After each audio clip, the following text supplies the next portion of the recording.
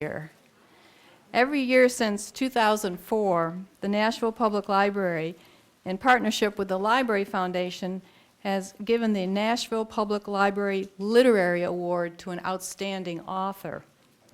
Not only does this award bring legendary authors to Nashville to honor their achievements, but it benefits the library and promotes books, literacy, and reading in our community. This major library event is funded by the Nashville Public Library Foundation. And today, on behalf of both the library and the foundation, I have the honor of announcing who this year's recipient is. And you're the first to know. John Irving. Whoa!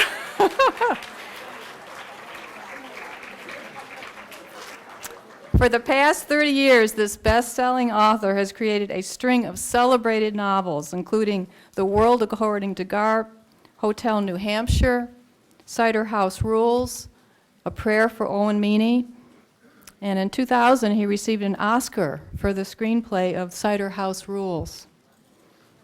So that's our exciting news, and because this is our 5th year of the Literary Award, we're doing a few special things to celebrate. Before, we would always have our public lecture here in the library, but we're expecting such a crowd that we have the Ryman Auditorium for John Irving. Isn't that fabulous? So I want you to mark it on your calendars because you won't want to miss. Now think about John Irving on the stage of the Ryman. That's going to be on November the 8th at 10 o'clock. It's free. And let's fill up the Ryman Auditorium on his behalf. The other notable thing that we're getting ready to do is begin our first annual citywide read, and that starts today. We're encouraging everybody to pick up one of Irving's books and read it over the next 2 months. And of course, this being the library, we have plenty of books for you to check out by Irving in the hallway, so check out a few on your way out. By reading John Irving's books before he comes, it'll remind you of his wonderful writing and get you ready for this major event. So I want to repeat again where and when, because you won't want to miss this. This will be November the 8th, 10 o'clock at the Ryman Auditorium. It's a Saturday. I hope it's a Saturday. We meant it to be a Saturday. And now, without further ado, I want to introduce our mayor, Carl Dean, who I happen to know is a huge John Irving fan.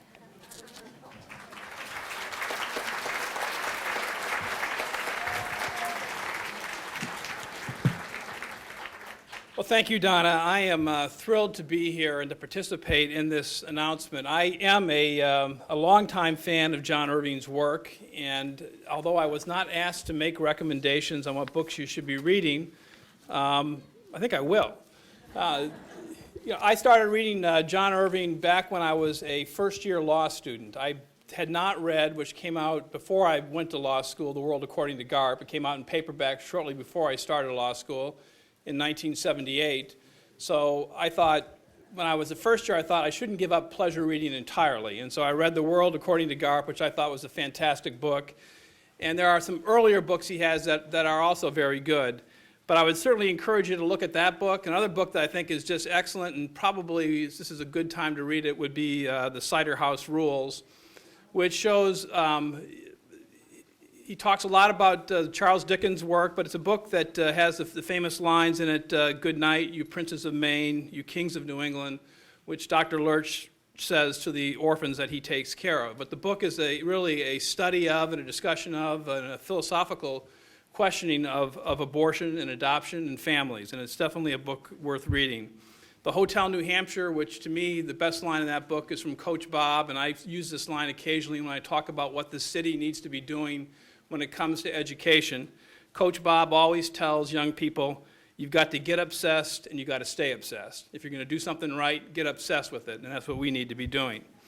Another book that I think is really is my favorite is A Widow for 1 Year, which has many different themes in it, but ultimately begins with the tragic death of children, has a story. There's a love story in it. There's homicides in Amsterdam. There's everything you can possibly conceive is in that book.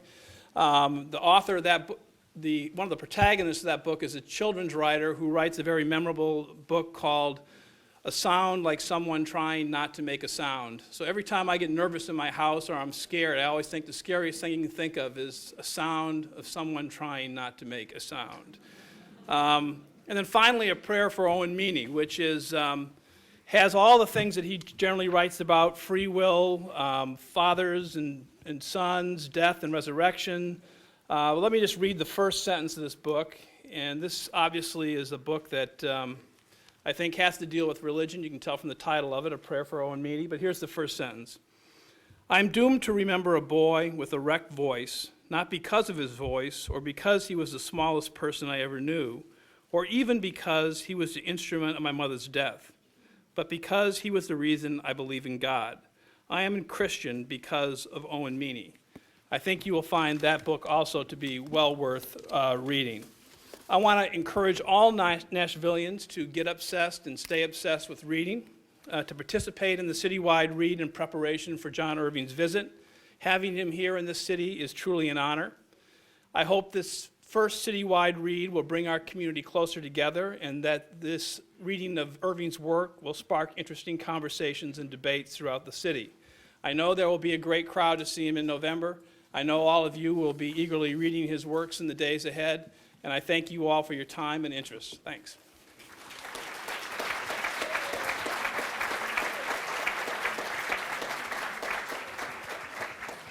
Well, you've heard it from our mayor, so get busy and read.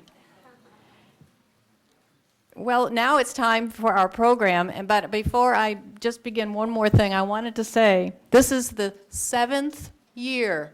This is the beginning of our 7th year of the collaboration between Vanderbilt University and the Public Library.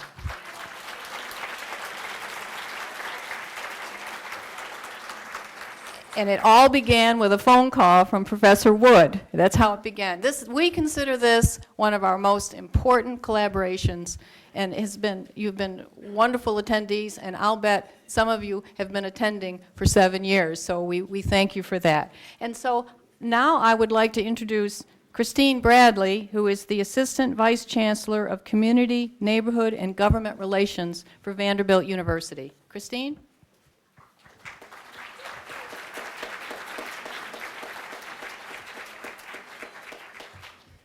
I'm going to make this quick. I just want to say once again, thank you, Professor Wood. This is just an incredible opportunity, and it's all because of you that it's happening, and the staff here at the library and the staff at Vanderbilt to pull together to make it happen. I did want to have one little announcement. We have an incredible program going on this fall, this winter, and this spring called OLLI. And OLLI is our lifelong learning program. You have some pamphlets on your chairs regarding OLLI, and if you want a whole notebook about what it's about, they have just fabulous, incredible programs, and you really don't want to miss an opportunity like that. Without further ado, I know you want to hear Professor Tlumak, but I did want to say that hopefully today, there's an old Yiddish saying that if God lived on earth, his or her windows would get broken too. So today we're going to find out what that means. Thank you.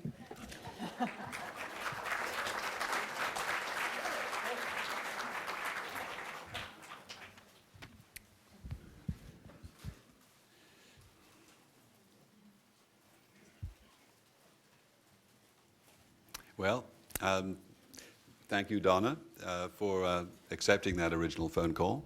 That was the start of something quite special. And thank you, Christine, for your words of welcome again today.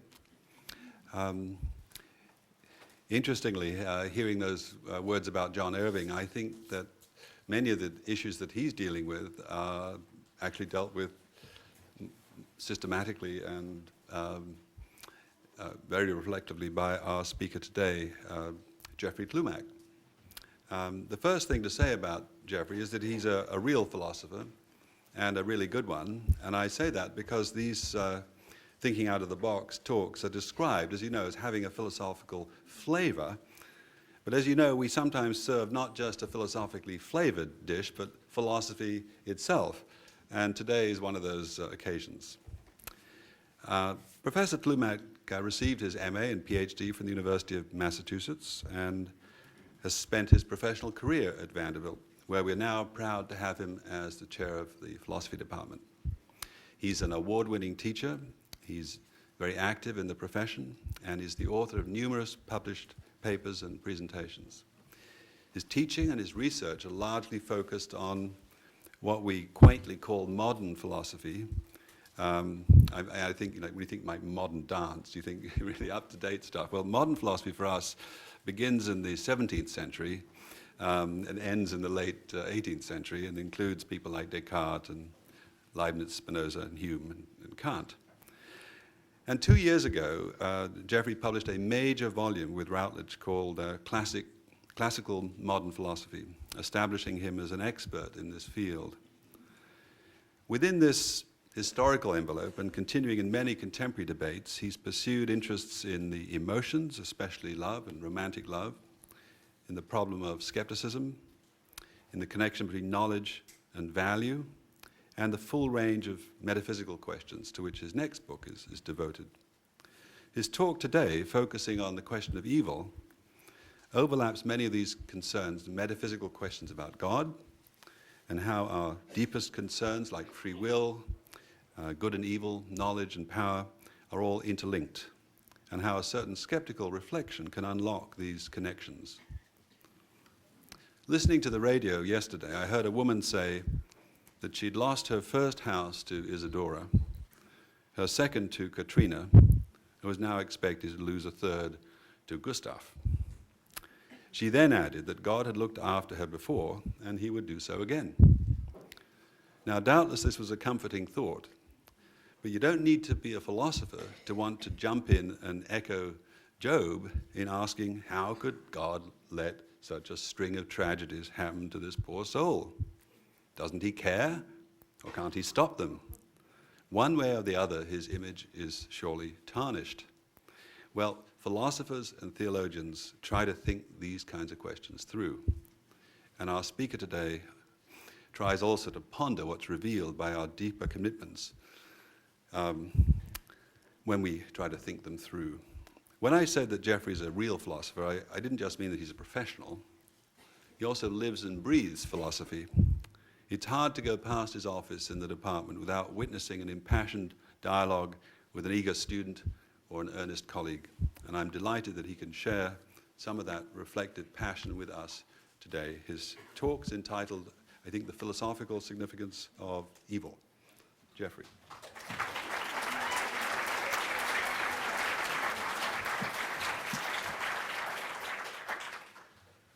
My main aim today is to begin to show how very many deep philosophical commitments about who we are, about what's of value, about what's our place in the world, about what relation we might have to a possible God, are revealed by reflection on a single problem, the so-called problem of evil. So this is an instance of a more general belief I have that in order to satisfactorily grapple with almost any very serious problem, you eventually have to make decisions so systematic that you're committing yourself and making explicit to yourself views about the nature of the universe, the nature of human beings, the nature of value, the nature of God, and so on. So this is a tip of the iceberg presentation to basically instantiate the systematicity of philosophy itself. And let me just say one other preliminary thing. My aim is not in any instance to persuade you today of any conclusion. It's more an opportunity for intellectual self-examination to sort of begin to get you to think of what large cluster of beliefs you actually hold when you hold what you might take to be an insulatable, isolatable belief on a particularly important issue. So now what is the core of the problem of evil? Well, in outline, it's simply this. at least it appears to be the case, that there is unwarranted evil in the world, too much evil in the world, excessive evil in the world, gratuitous evil, however you want to characterize it. Now, we can talk in discussion about different conceptions of God, but certainly a central, long-standing conception of God that many religious traditions adopt has God both unlimited in power and unlimited in goodness. Well, if God has these two characteristics, the problem is now immediately apparent. Why? Well, if there is too much evil in the world, how can this be explained in a God-created universe? If God is unlimited in power, then he should be able to prevent or eliminate the evil. If God is unlimited in goodness, then he should want to eliminate or prevent the unnecessary evil. Yet, so it seems, there is this evil. What are we going to do about it? So that's the core of the problem. Now, again, my strategy in these 15 or 20 minutes where I'm going to make my initial presentation is to begin to show you how mind-blowingly many presuppositions and implications and so on you're committed to, whichever way you respond to this issue. Because obviously there are lots of ways to respond. Each one carries with it an enormous number of commitments. So let me begin by pointing out some of the methodological commitments that we have to take on depending on which way we respond to the problem. That is, there are certain very basic approaches that one could adopt in responding to the challenge of allegedly unnecessary evil. So let me go through what I take myself to be basically the four options. Obviously, there are lots of different detailed responses, but it seems to me in my own studies that every response is an example of one of these four types of approach. Okay? The first is simply trying to evade confronting the problem altogether.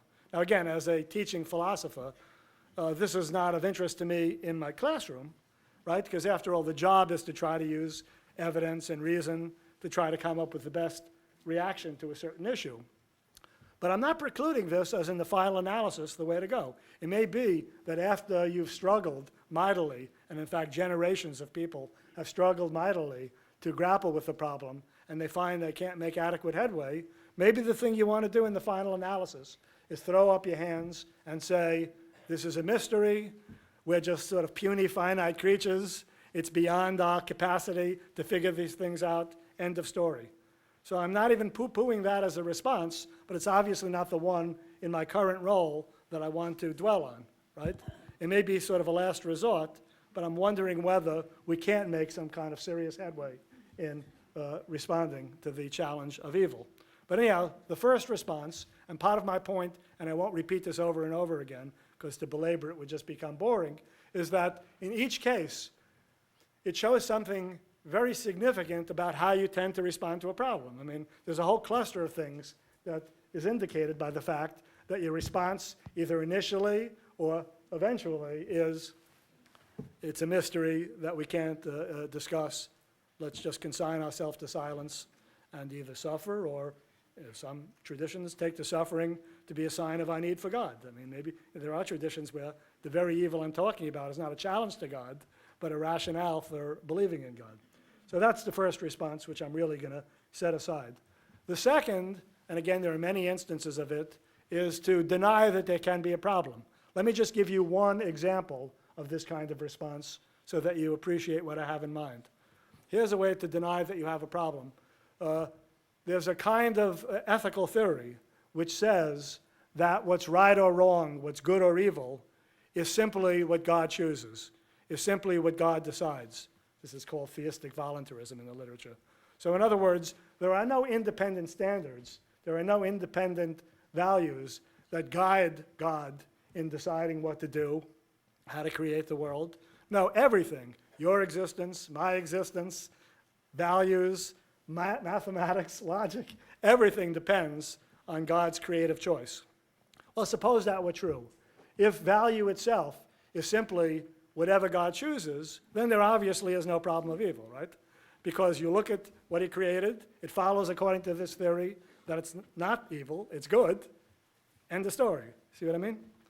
So, in other words, when you challenge a belief in God by appeal to these different kinds and amounts of evil and all, you're obviously appealing from your point of view to something that you think is reasonable to believe, that you think is a standard of good and bad, and so on. And you're saying, this looks like something that's unjustified to me, and so now I'm worried about it.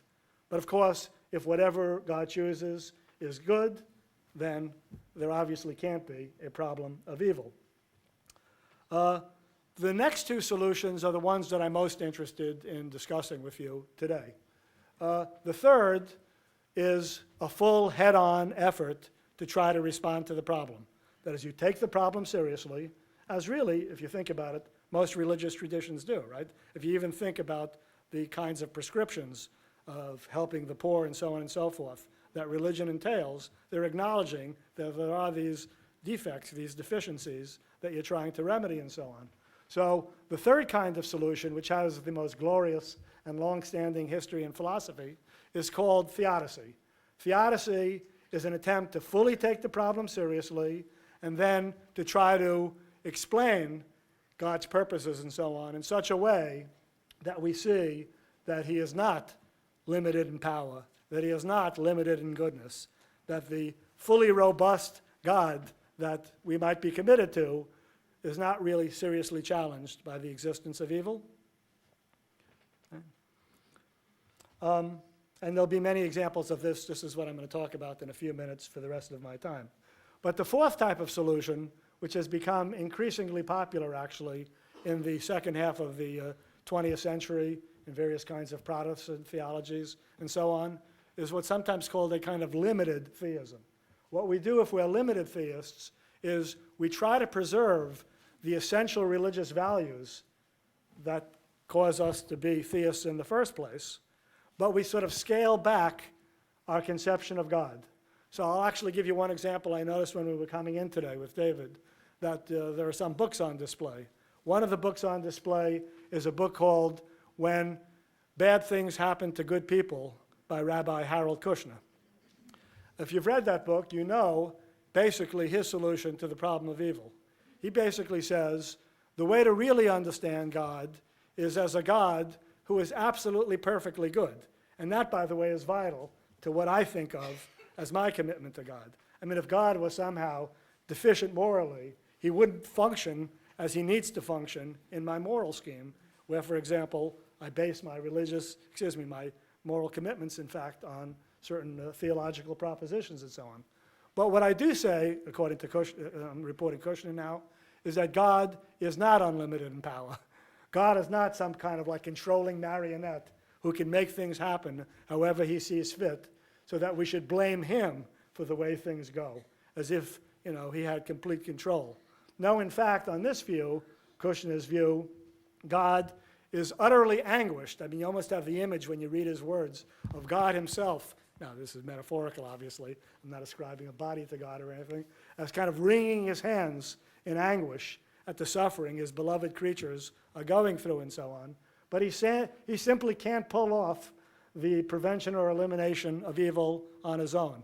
For example, he needs human cooperation, and we recalcitrant human beings are simply not cooperating. And by the way, you find this if you actually read, say, the Old Testament, right? I mean, regularly you actually find people failing to do what God prescribes, and then God almost trying to re-strategize to try to figure out how he's going to cope with these stubborn human beings and so on. So, first point, very quickly, there are just general methodological commitments that you're making as you start addressing the problem of evil, whether you try to evade it, deny it, grapple with it in its full, robust form, or grapple with it by scaling back your conception of God. Okay? Let me give you just one or two other very, very brief, again, this is all supposed to be the tip of the iceberg. The book that I'm now writing that David mentioned is actually an attempt to show that all of metaphysics and all of value theory can be trotted out just by focusing on this one problem. And so obviously, I'm only doing a small portion of this. But now let's just look at the kind of problem that someone seems to think they can solve. So I'll make this one distinction. Some people think that the existence of any evil at all rules out the existence of God. They actually think there's a strict incompatibility between there being any evil, any defect, and a perfect God. If he's a perfect God, it should be a perfect creator. It's not a creation, excuse me. It's not a perfect creation. End of story. Now, I personally, and I'm starting to reveal one of my own commitments, I actually, unlike many, many theologians and philosophers, don't take that problem too seriously. That is, I don't take that seriously, the idea that we can't even come up with a possible explanation of the evil in the world. I could say all sorts of things that are possible, right? That is, all this evil is necessary for some greater, eventual, indiscernible good, right? That is, in the long run, it'll all be justified, but I can't actually show you the justification, and so on and so forth. So I actually don't find that a serious problem, and that shows a lot about me. The problem that I do find very, very serious and very revelatory, again, of deeper commitments is what's sometimes called the evidential problem of evil. And on that version of the problem, what we need to do is not just concoct some possible scenario that explains the phenomena in question, but to give some plausible or reasonable explanation for why God is doing this. Okay? I'm going to skip over a few things to get to the more interesting and media stuff, but let me just give you one other example of how you might approach the problem, which obviously separates off one type of reaction from another. Because a lot of people give a response to the problem, but they give one which we can call theistic dependent. In other words, what they're doing is they're saying, look, I have a certain set of beliefs. Those beliefs include a belief in the existence of God, understood a certain way. My project is to use those beliefs to fend off attacks. So in other words, I'm not starting on neutral territory, right? I'm not starting without any commitments. I'm starting off believing in a certain kind of God. This is sometimes, by the way, called mere rebuttal, like in the court of law, for example, where you just want to neutralize the challenge and show it doesn't succeed. You're not really refuting the other person completely on independent grounds. You're just trying to show that you have a right to continue to believe what you've believed all along, and the other person hasn't vanquished you, so to speak, right? On the other hand, other people try to do something much more ambitious and give a theism-independent response, where basically they try to show that the argument from evil is refutable without presupposing absolutely anything of their own religious commitments. Well, anyhow, there are lots of different ways to proceed here. Let me get to the heart of the issue, which is, what is it that we're really trying to explain away or justify when we worry about this problem? Philosophers very commonly end up distinguishing between two types of evil that we have to grapple with, that we have to struggle with. One kind of evil is typically called natural evil. Natural evil, we mentioned Gustav a moment ago. The big event historically, by the way, that get people really to thinking about this, including religious people, was the 1755 great earthquake of Lisbon, which some of you may know was the most devastating natural event at that point in history. They now, seismologists imagine it was 9.0 on the Richter scale. It killed between 60,000 and 100,000 people. It caused tsunami and fires, which destroyed virtually all of Lisbon and surrounding areas and so on. But anyhow, the supposition at least is that things, not only like natural disasters like earthquakes, but even congenital birth defects and so on, and the kind of suffering that people have through no action of their own, is just part of the fabric of nature. It's just part of the physical and biological universe and so on. And it's not something that any free agent, any free-willed human being or other agent caused. So anyhow, that's one kind of evil. And you notice why this is, in a way, a particularly immediately threatening kind of evil. Why? Because if we didn't cause that kind of evil, if it's part of the very universe, then it looks like a short step to suppose that God caused it, right? We didn't do it. The creator of the universe did it. On the other hand, there's the second kind of evil called moral evil. Moral evil is supposed to be created by free agents like ourselves. So if you commit wrongdoing, if you have certain character defects that you yourself contributed to or are responsible for, that could have been otherwise and so on, these are examples of moral evil. Now, enough even to just say these two phenomena, because the interesting thing is, it's not only that there seems to be so much evil, but there seems to be at least two different kinds of evil. And if you're going to give a completely adequate theodicy, a completely adequate response to the challenge of evil, you're going to have to grapple with both. And as you think about it, and one reason I wrote this rather detailed handout is not to use it explicitly now, but just to have you look at it at your leisure afterwards. You can see how a proposal that seems to address one does nothing to address the other, and vice versa. Okay? So, again, let me, since I always, as much as I plan, end up gabbing longer than I talk, let me skip over some secondary things and just highlight for you a few, just to get the discussion going, very specific types of theodicy to show you, by way of example, just how much commitment goes along with any one of these particular responses. So I'll take one very kind of arid, simple one, just to show you the pattern of argument that I'm trying to develop, and then spend 5 minutes on a very robust one, and then I'll stop.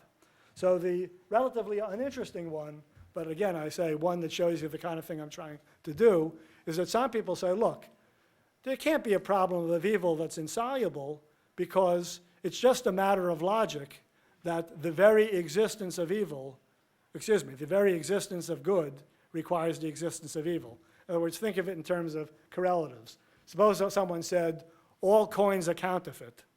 Right? There's something very strange about that claim, right? Because the claim that something is counterfeit seems to be parasitical upon, sort of dependent on the idea that there are genuine coins, right? There are genuine coins, and then there are spurious or counterfeit coins, right?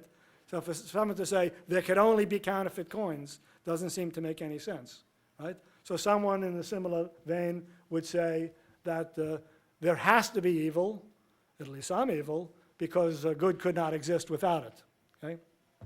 Now notice how this can't be, in my opinion, something that a theist wants to say. Why?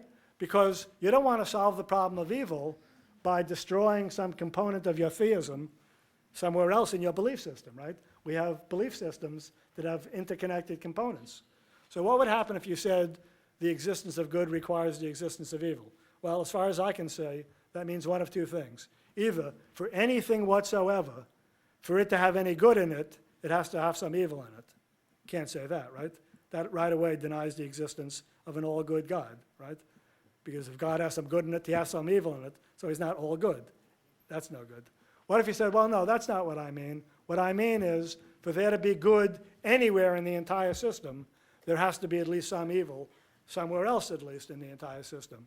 But that's not good either, at least according to the traditional views I'm discussing, because that entails that for a perfectly good God to exist, he had no choice. He was logically obliged to create a universe with evil in it. But again, it's part of at least the theisms I'm now talking about, that God lovingly, freely chose to create the world. He didn't have to create the world. It was a gift and so on and so forth. So you can't say that. And as you look at these other ones that I'm going to skip over, you'll see that there are similar problems in saying it, even though people say it all the time, because if you just reflect on it a little bit, it seems to damage some other element of your view. Well, let me, in order to make sure we have discussion, end by talking about what I take to be a very, very serious kind of theodicy. That is one that we should devote a lot of our serious energy to. And it's a kind of compound one, because there's no reason why you just have to say one thing, right? I pointed out that there's at least two types of evil, right? When you do any kind of theorizing, if you have multiple phenomena, sometimes you have complex theory, right? You bring things together in order to try to solve the problem. So one of the more interesting attempts, and the most popular version of this you find in the philosopher but also popular writer John Hick, who has a book, among others, called Evil and the God of Love, where he argues this. He gives some combination of what I'll call a soul-making or character-building theodicy and a free will theodicy. And here it is in a nutshell. I'll mention one or two things to get you to thinking about it, and then again, it's more important to have discussion, so I'll stop. So what Hick says is the following. Look, the big mistake we're making right up front is sort of following the Augustinian tradition, that is following St. Augustine, the 5th century saint and theologian, who basically argues that God created human beings perfectly, and then human beings fell away from perfection through sin. And this sin infected the whole of human creation after all. And there are lots of commitments that Augustine has, but the clearest ones are that God was completely in control up front. He made things perfectly, so it's not an imperfect universe. And then, and here's the moral evil part, we, misusing our free will, caused all the problems. Again, how we account for natural evil and all I won't even get into now. Obviously, at first blush, we still have that problem. But the main point I want to make now is that Hick thinks that this whole approach is wrong-headed and cannot possibly succeed, even in principle. What Hick argues, following a later theologian, actually earlier, a second central theologian named Sept, Irenaeus, is that here's the picture of the world and creation we should adopt. God made human beings imperfectly.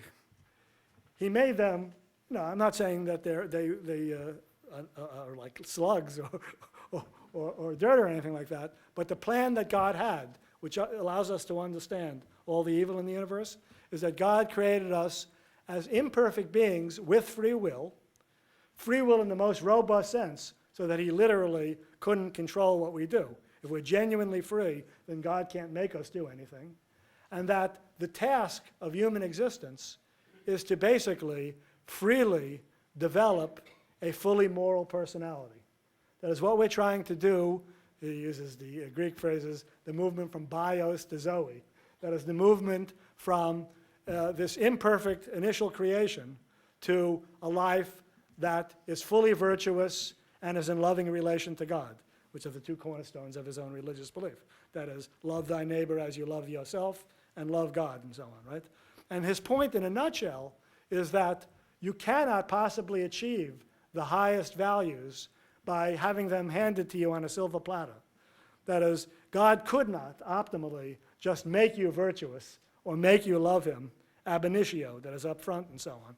That the only way you're going to achieve the highest values that a knowledgeable God knows is the best for you is to struggle, essentially, with all the obstacles of life in order to acquire truly acquired virtues, the absence of vice, and so on, and stand in loving relation to God.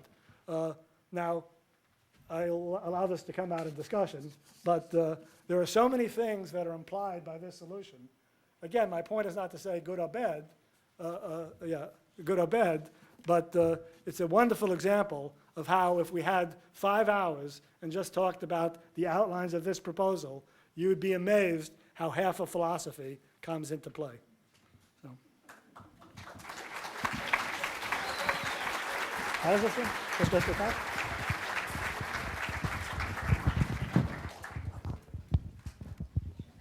Okay.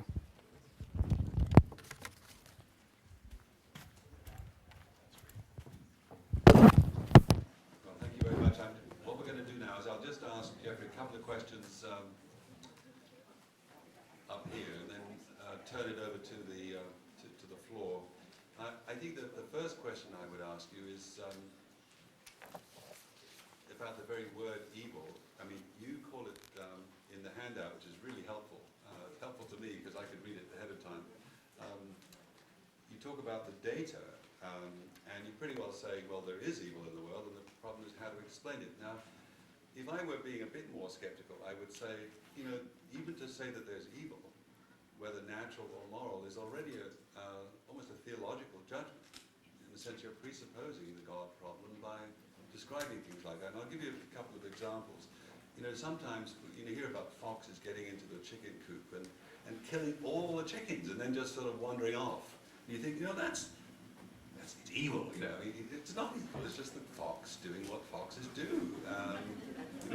And if it's a waste, why just kill one chicken and come back the next? That's just what foxes do. You don't say that's an evil fox. I wouldn't. I would just say it's a shame. And even Katrina, well, that wasn't evil. And people. Let's take moral evil.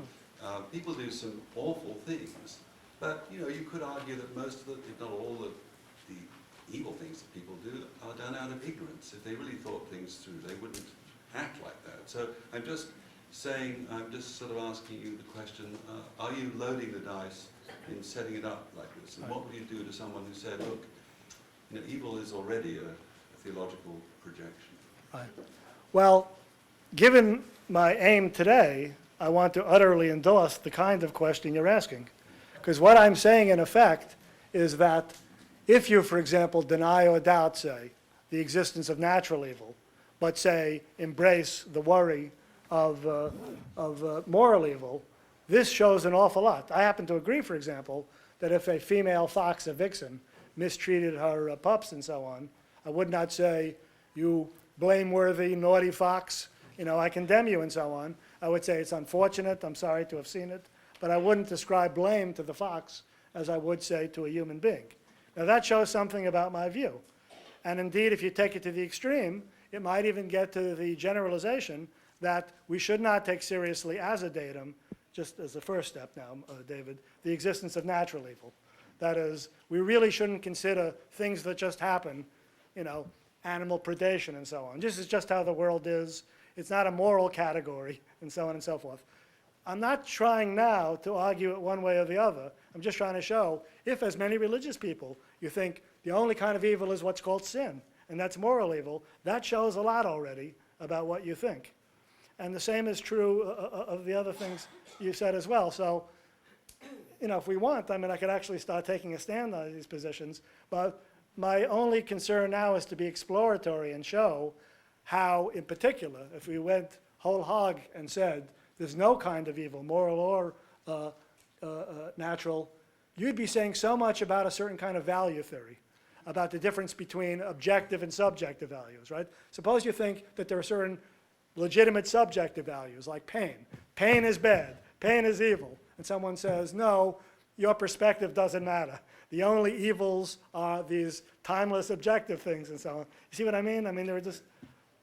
So in part you're saying, listen, I'm not necessarily going to get into the question of whether there is moral evil, but you're interested in what it says about someone who That's right. believes that there is. Yeah, and notice, by the way, how I even set it out in the handout. Right. I keep saying that apparently. This is a prima facie datum that people react to in different ways. And my very point is, how they react carries with it a whole slew of deep commitments. Okay, I want to ask you then, probably the last question then, it's a bit about faith. And you touched on this, but I want to just have you respond to it one more time.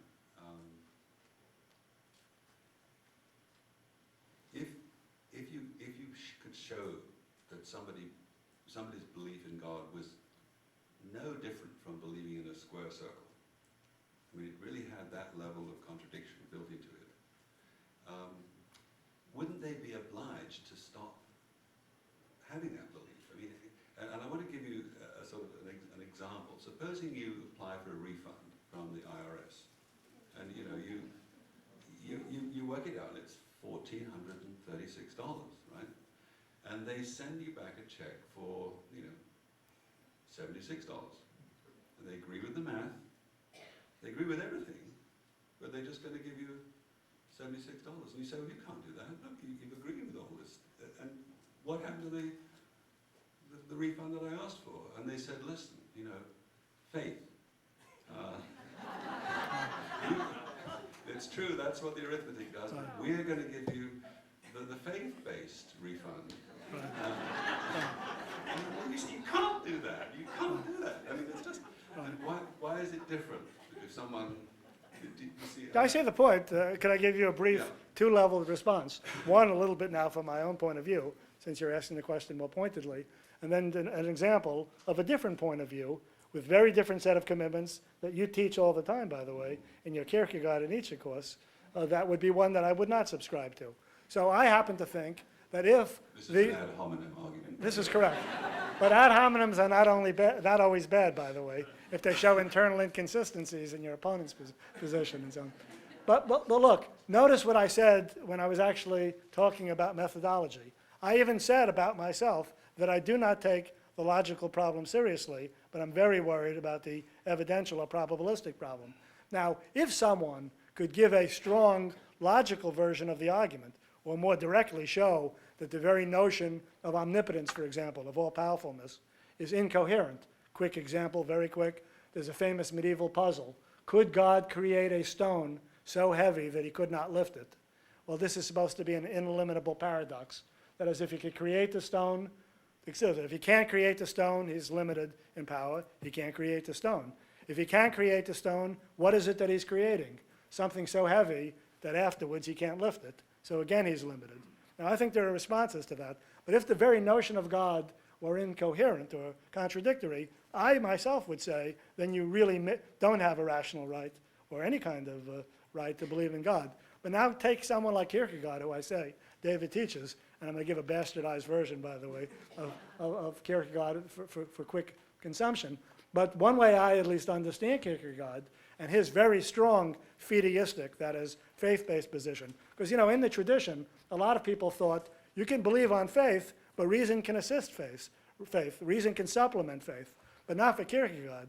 For Kierkegaard, faith has to be improbable.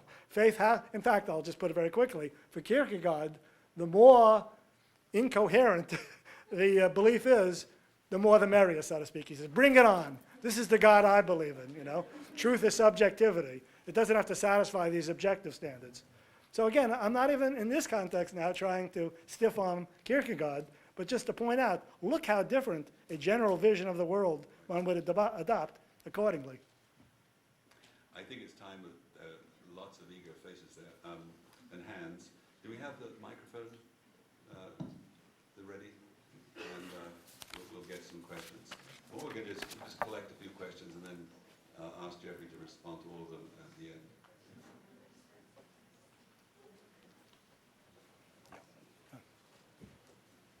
Do you think that the author has quoted Anselm and Augustine and Kierkegaard and some of the others? Do you think we've improved in our thinking about evil? Or do you think Anselm hit the nail on the head? Thank you. Well, Should I talk from here? Talk up no, here? just wait. Oh. You're going to get Oh, okay. Oh, okay. a bunch more. Oh, okay. Okay, any more questions? Yes, there's a gentleman over there and then a lady at the front here.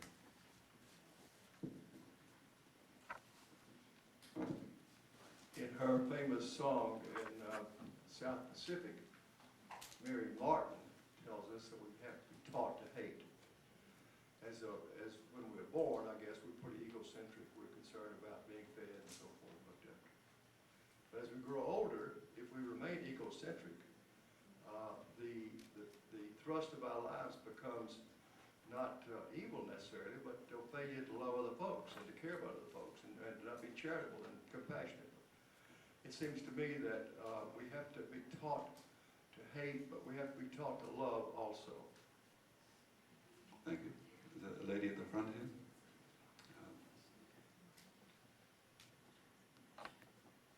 And then a gentleman back there. Your four methodologies, I ask why there's not a fifth which addresses the fact that there's a lot of good in the world that from the beginning man has recognized, and a lot of evil in the world that he has recognized, and therefore man invented God so that he could get more good and avoid more evil. Okay. Gentleman there with a red tie, and then the lady here. Thank you. This question is for Professor Tlumak. Is it not true that Professor Wood's using IRS example involves a contradiction, and also that those who use reason to defend faith strongly and adamantly maintain that faith involves no contradictions, excludes contradictions, and that any mysteries in religion are not in conflict with reason, but they simply go beyond or transcend reason. Thank you.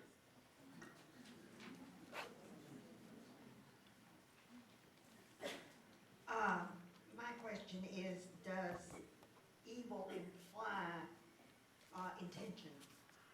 And by that, I would look at your examples of physical evil and think that perhaps, I don't think of those as evil. I'm not sure what I think of them as, but I don't think of them as evil.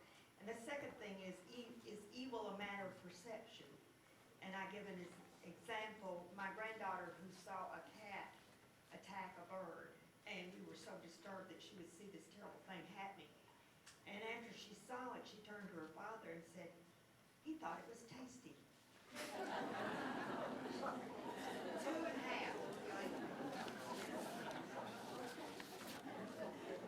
Okay, we got time for a couple more. Yep. In layman's terms, if we're born with genetic defects, then how do we control our moral character building? Yeah, there's a lady right at the back there. Yeah, and then another lady in the corner. This goes on top of the gentleman's last question. How do you measure philosophy with the latest information with neuroimaging that suggests that evil is caused by defects or impairments in the brain? I was wondering about the concept of an all-knowing God, and is that included in your definition of an all-good God? I think we better have one last question. Otherwise, the red hat question. Yeah, I want to say this about observing somebody else's faith. There was this old man that was born about 1906, and during that time the Turks and the Greeks were into it and hated one another, and the Turks were trying to kill these Greeks on these islands, Greek islands, and this grandmother had this darling little grandson, and she didn't want anything to happen to him, and his mother didn't either. So every week she'd gather up all his shirts and all his underwear and take them to the Greek priest to get them blessed and anointed. Well, so help me God, I was born in 1933. Well, here comes this World War II, and this precious little Greek had become an extremely wealthy shipbuilder, tank builder, shipper, you know, all over the seas. And all during World War II, he didn't have a single crew member killed, while other ship owners and builders had had thousands of crew members killed. He didn't have a single ship sunk, a single tanker sunk. And I thought, well, what did this grandmother's business of having all these bundles of underwear and shirts taken to the Greek priest to get them blessed or and anointed with oil or whatever they did to them? I'm not Greek. I don't know what they did. They did something. That poor old grandmother had faith. And that boy did not get killed by the Turks. And he lived and he grew up and had all this money and became extremely wealthy. And his name was Aristotle Onassis. He married Jackie Kennedy.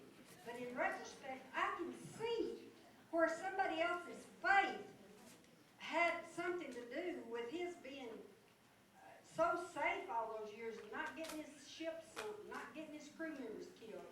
To me, that shows that there was evil out there, but good overtook evil and didn't let it happen to him. Thank you. Thank you very much. I think it's time we ask our speaker.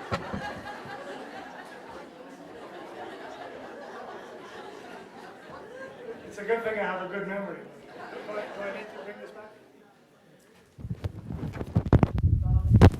I'm going to try to respond in order, but let me just take two out of order, since it's fresh in your mind, and my answers to them will be a sentence or two only. So, but let me just acknowledge to the woman near the back that, yes, I do actually mean to include in the fuller conception of the God I'm currently talking about, the being all-knowing or being omniscient. And notice why, if we wanted to talk about it, this is an important requirement, because otherwise you could say, well, look, God doesn't want the evil. God has the power, if he knew about it, to eliminate the evil, but he's simply unaware of it. So it's happening, but he doesn't know about it, so don't blame him. So in order to develop the full problem, you would also have to include other divine attributes, including this kind of omnipresence and awareness and so on. So yes, that's also true. And this is going to be the only one I hope I don't wrongly give short shrift to, but just to the very last remark, I just do want to point out that it may be that a person of great faith was protected from evil, and this may show something to some people, but we certainly can't generalize, because take, as maybe David mentioned at the beginning of his introduction, the most famous faith-based, upright, by acknowledgement, figure in the whole discussion, the whole history of this discussion, namely Job himself. If you're familiar with the book of Job, it starts off by saying, Job was a righteous man. He was the most erect, is the best translation, I guess, from the Hebrew, man in the land of Oz and so on. And they say, by assumption, all these wonderful things morally about Job, and yet nevertheless, as soon as the devil comes to God and asks him whether he could test Job's faith, God says, in layers, as you remember, yes, but don't kill Job, or don't touch Job, then don't kill Job, but give him boils and so on and so forth. So in other words, we know of many, many officially endorsed, I would even say, in the religious tradition cases of people who are on the one hand, and this is the point of Kushner and all these other books, we're supposing these people don't deserve it. That last point, what does God say at the end to Job about his so-called friends, Eliphaz and all these other people? He's saying, they're not your real friends. If they really were your friends, they would have just hugged you and listened and tried to help you through the misery. They wouldn't have done justificatory theology and said, you must really be a hidden bastard if you're being... That's God's own position. So. Okay. Very quickly, did Anselm hit the nail right on the head concerning evil, or have our thoughts improved on it? This gives me an occasion to say something very important, and another example of my general thesis. Namely, if Anselm is right constructively, and what do I mean by that for those who don't know Anselm's work? Anselm gave a very famous argument for the existence of God. It's called the ontological argument. And in a nutshell, what Anselm tried to show is that without even looking at specific evidence in the world, just by reflecting on the essence or concept of God, we can prove conclusively that an absolutely perfect God exists. Now suppose that argument succeeded. I would say, if that argument succeeded, all the problem of evil vanishes. That is, if we knew independently that a perfect God existed, then we'd go back basically to the first solution, not solution, response I gave. Namely, Jesus, it's hard for me to understand this. That is, there does seem to be counter evidence against God, but we then say, but I know for sure that a perfect God exists, and so although it's an existential, psychological, human problem for me, it's not a probative, that is evidential problem for me, because I have some evidence for bad, but I have conclusive evidence for good. End of story, you know? So now obviously, if I still worry about the problem, I don't think the ontological argument works. But the main point I'm trying to bring out is I am looking at some worrisome evidence. Any good theorist has to look at all the relevant evidence. So this is just part of the discussion, right? A better discussion would say, yeah, this is a problem. It's a pocket of difficulty. But now here's all my reasons for believing that a good God, unlimited in power, does exist, right? And I'm not trying to discard that, but simply focus on one thing at a time. Well, there was this remark about moral development, that we have to learn to love just as we have to learn to hate and so on. Notice, by the way, that this is actually exactly part and parcel of the John Hick solution that I mentioned, right? I mean, in other words, you can approach this psychologically. Kohlberg and other people talk about stages of moral development and so on. But for theological purposes, this is just what Hick is saying. He's saying that in order, in fact, he even says this, I'm quoting him almost now, genuine love is freely developed love. It's not coerced love. It's not imposed love and so on. And so it has to be a result of development. Moral maturation, loving maturation, has to be a part of some process. And again, Hick's claim is that the process requires these challenges. One quick, very obvious example, take compassion. Suppose for the moment you think that the ideally developed personality is one that has compassion. It follows that there has to be some suffering in the world, because it's a matter of definition almost, or logic, that there can be no compassion if there is no suffering to react to in terms of the compassion. So that may be true. Again, the problem is, why so much suffering, right?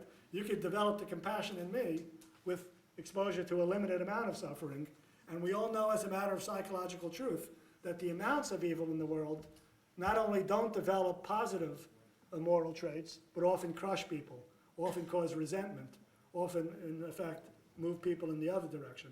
And notice one other last thing about this. What Hick is supposing, and I didn't mention this, is there has to be an afterlife, right? Because it's evident that people have not achieved moral maturity, in most cases, in this life. So for God's purposes to be realized, there would have to be extended opportunity to achieve his goals and so on. That's another metaphysical commitment, obviously, right? The existence of an afterlife. Okay. Okay, much more quickly. It's true that there's a lot of good and there's a lot of evil. I agree. What does that show, apparently? It shows that the creator of the world must have mixed properties and not all one way rather than the other, right? So in other words, in fact, the famous philosopher Hume, in his Natural History of Religion, said the most plausible kind of religious view is actually polytheism, he said, right? Because then you explain the actual data of the world. You know, you got the bad stuff, that's caused by this bad guy. You got the good stuff, this is caused by the good guy. But again, we're talking about one source, supposedly all good, and all good seems to be incompatible, or at least challenged by mixed data. What about the necessity? You say math is necessary. This is the reference to David's example and the IRS and so on. A very just quick remark. There are two traditions. One I actually alluded to. One, which is actually the dominant one. You find it, for example, in St. Thomas Aquinas, one of the great church fathers of Catholicism and so on, thinks that faith and reason work together, that they cannot conflict, and that many things that we know by faith, we can also establish by reason. In fact, all the fundamental propositions of theology, including the existence of God, is something we know by faith and by reason. On the other hand, Thomas thought that there were some things, like the Trinity or something like that, that is just a matter of faith. We can't establish it by reason. But if reason showed that something was incoherent, we'd have to give it up. And by the way, his rationale for saying that in part was, God created us the way he intended, with reason. He wants us to learn some things about him by looking at the world and using our reason, and not just to blindly affirm what his supposed will is in the Bible, because after all, you have to interpret the Bible, after all. It's not self-evident what it means anyhow. I guess just two more and then I'll be done. Does evil imply intention? The answer is moral evil does. That is, if the only evil is moral evil, all evil implies intention, because it requires some agent who is trying to do something, intending to do something. But if there is evil of the sort that David was challenging, like natural catastrophe and all, then presumably it doesn't require intention. And is it all a matter of perception, the other question was? Well, it depends on what I very quickly said, was the question of how do you think of value generally? Are all true values objective, independent of our point of view, or are there also subjective values? So the mere fact that something hurts makes it in and of itself a bad thing. If there are subjective values, then sometimes it's a matter of perception. If there are objective values, then sometimes it's not a matter of perception. And this very interesting point was made about what if you have a genetic defect and you can't develop your personality because of your defect? Well, this is a serious challenge to Hick's theodicy, right? Because you might ask Hick, well, if it's God's purpose to have people develop full moral personalities, how come he made a world in which so many people are out of the race by their very natures? That is, under no circumstances could they possibly succeed. And then it's actually the hardest answer, so I'll sort of beg off, and that's the role of neuroscience in all of these things. It happens to be something I'm deeply interested in.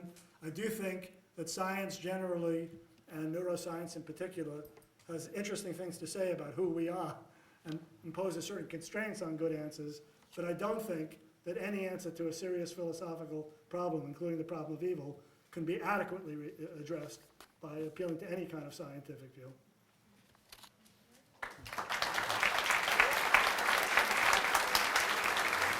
Thank you so much. All right, let's take my